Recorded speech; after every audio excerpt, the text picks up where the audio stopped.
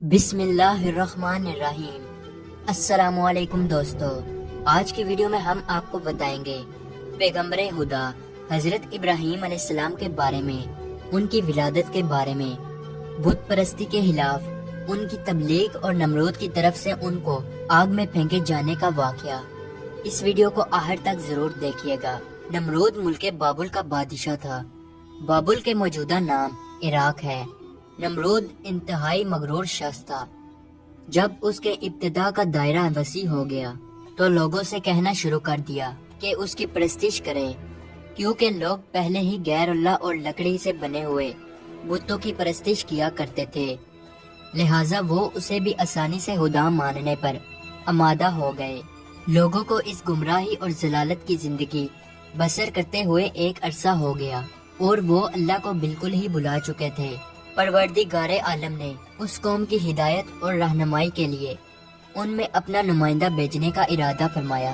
نمرود کے دربار میں نجومی بھی تھے۔ ایک نجومی نمرود کے دربار میں بڑا مقام و منزلت رکھتا تھا اور وہ نمرود کے بہت قریب تھا۔ ایک دن اس نے نمرود سے کہا، ایک بات عرض کروں؟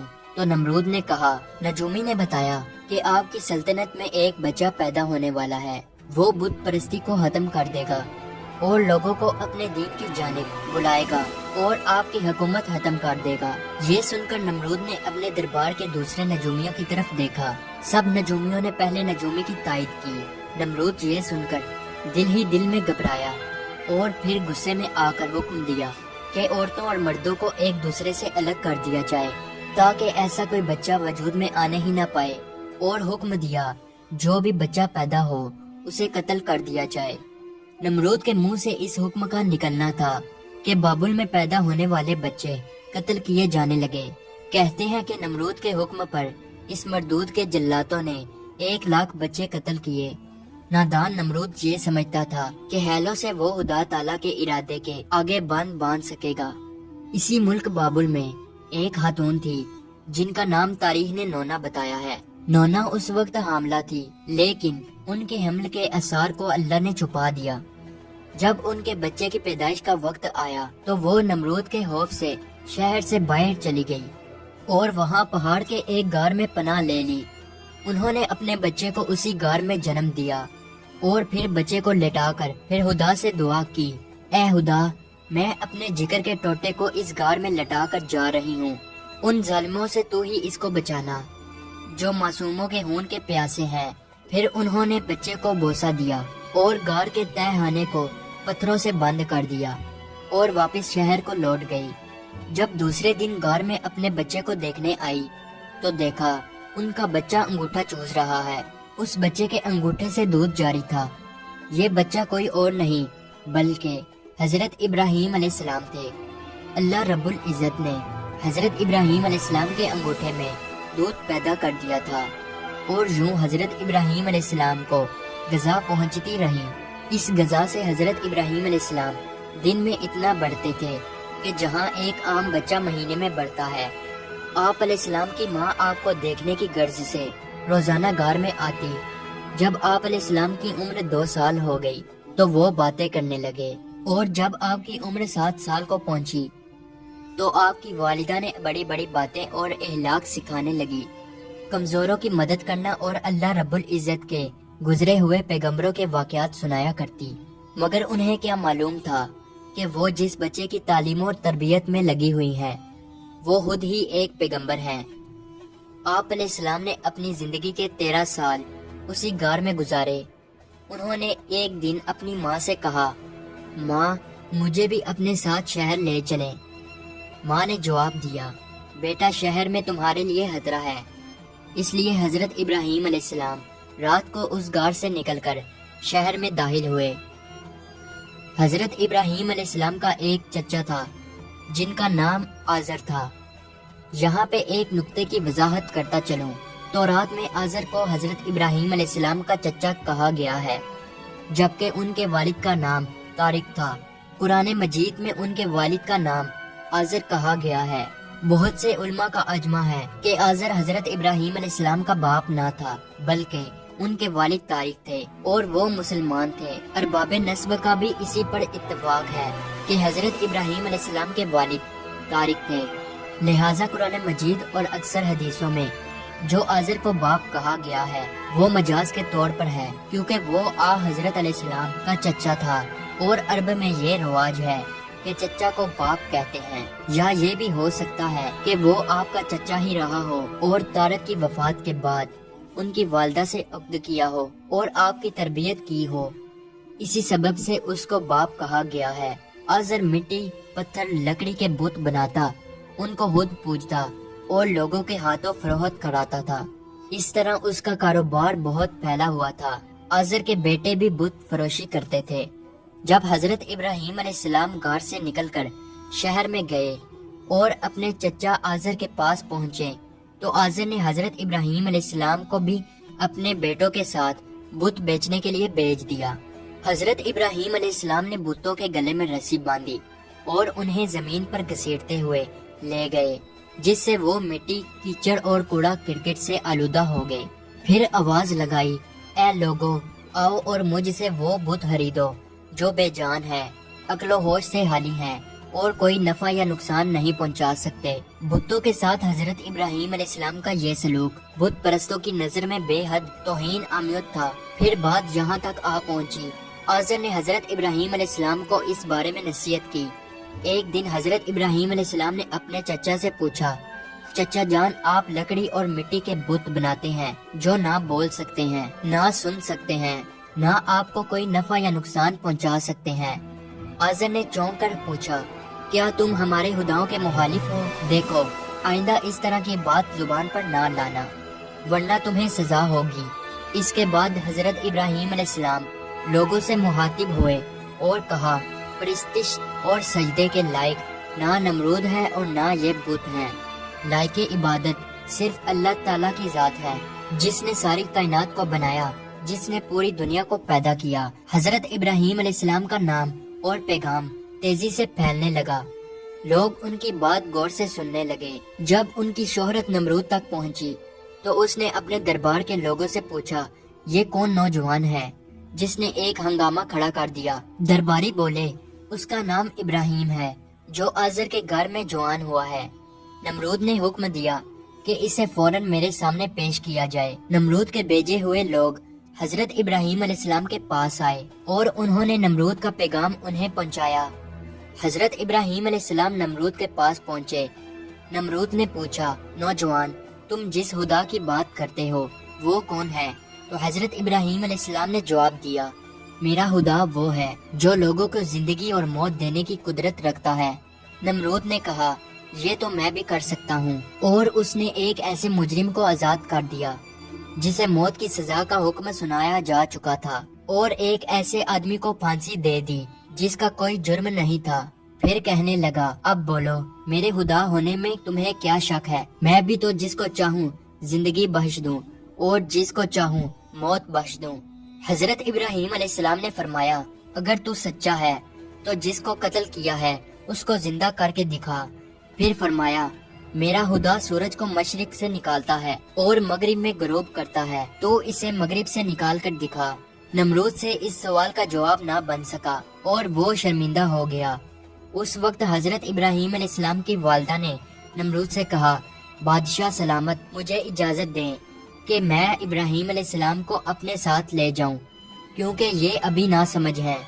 आज़र बोला, बादशाह सलामत, आप इब्राहीम अलैहिस्सलाम को घर जाने की इजाजत दे दें। मैं इसे आपकी और बुतों की तौहीन से बाज रखने की जमानत देता हूँ। नमरूद ने कहा, मैं तुम्हारी खातिर इब्राहीम अलैहिस्सलाम को माफ करता हूँ, लेकिन अगर इसने आइंदा कोई हंगामा खड़ा किया तो मैं इसे जिंदा जला दूंगा। इब्राहीम अलैहिस्सलाम इस वाकया के बाद अपने मिशन से बाज ना आए और उन्होंने एक दिन आज़र से कहा, चचा जान, ये बुत क्या है जिनको आप खुद बनाते हैं और खुद पूजते हैं और खुद ही उनको खुदा मानते हैं? आज़र ये बात सुनते ही बिगड़ गया और उसने कहा, इब्राहीम, फौरन मेरे घर से निकल जाओ, मैं तुम्हें मजीद बर्दाश्त नहीं कर सकता। इब्राहीम अलैहिस्सलाम ये कहते हुए घर से निकले। चचा जान, आप नहीं मानते तो मैं जाता हूँ, मगर मैं अपने मिशन से बाज नहीं आऊंगा, क्योंकि मैं खुदा से डरता हूँ और उन बुतों से या नमरूद से नहीं डरता। حضرت ابراہیم علیہ السلام نے اپنے چچا کے گھر سے الگ اپنا کوئی انتظام کر لیا اور وہاں سے چلے گئے، مگر اپنے قول کے مطابق اللہ کی بندگی کی دعوت دیتے رہے اور بتوں کی خدائی کا انکار کرتے رہے۔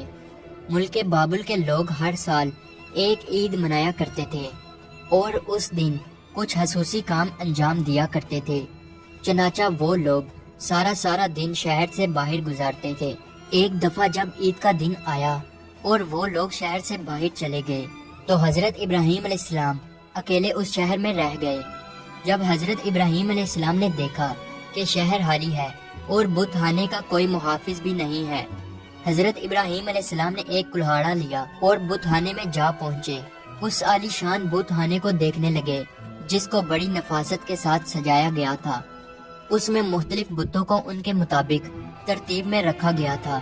تب آپ نے ان بتوں کا مذاق اڑانے کے لیے کھانا ان کے آگے رکھا جو آپ ساتھ لے گئے تھے۔ آپ نے ان سے کہا، کیا تم کھانا کھاؤ گے؟ جب بتوں کی طرف سے کوئی جواب نہ ملا تو کہا، تم بولتے کیوں نہیں؟ لیکن اب بھی کوئی جواب نہ ملا۔ اس پر حضرت ابراہیم علیہ السلام نے کلہاڑا اٹھایا اور ایک کنارے سے بتوں کو توڑنا شروع کیا۔ سارے بت چکنا چور کر دیے۔ آخر میں سب سے بڑے بت کے کندھے پر کلہاڑا رکھا اور بت خانے سے چلے گئے۔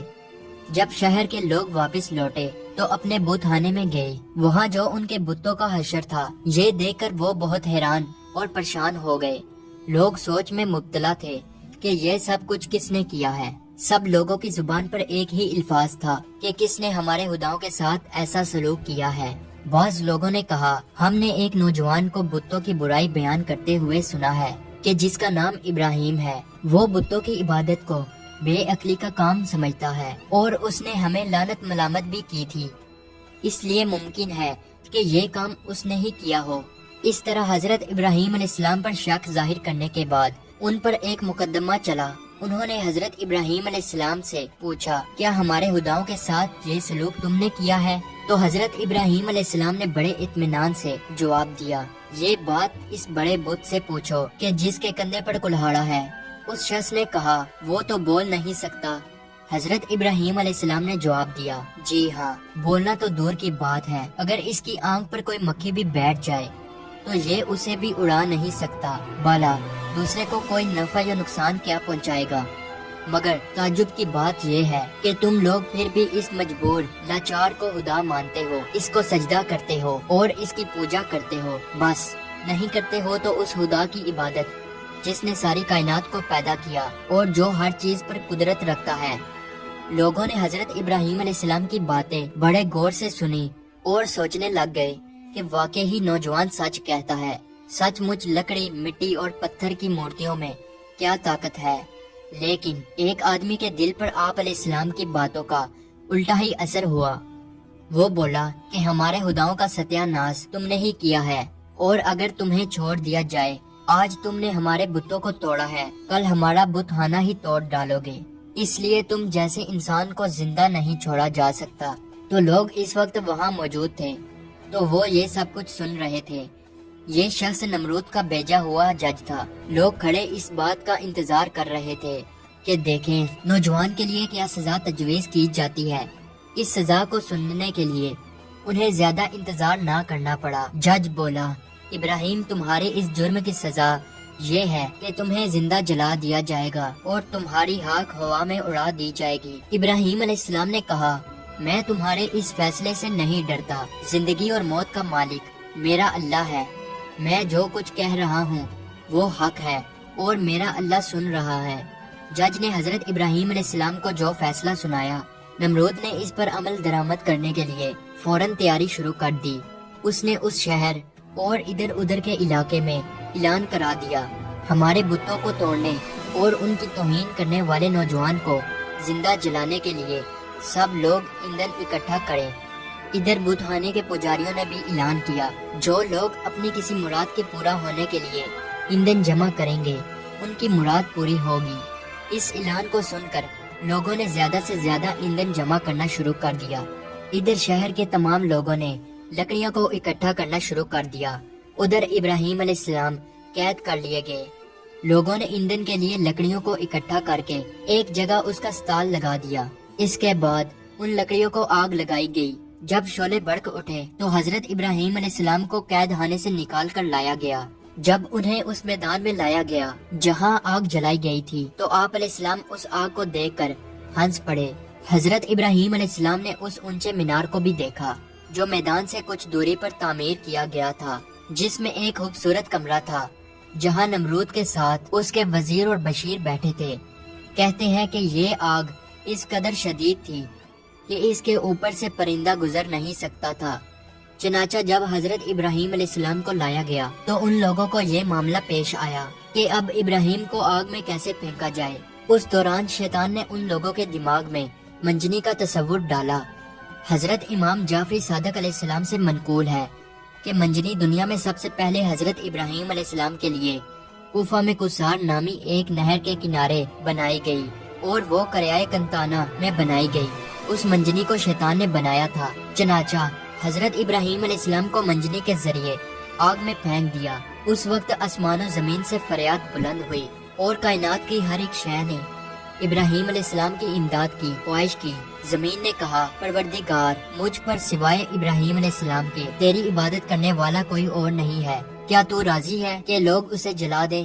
فرشتوں نے کہا، تیرے خلیل ابراہیم علیہ السلام کو لوگ جلاتے ہیں۔ حق تعالیٰ نے فرمایا،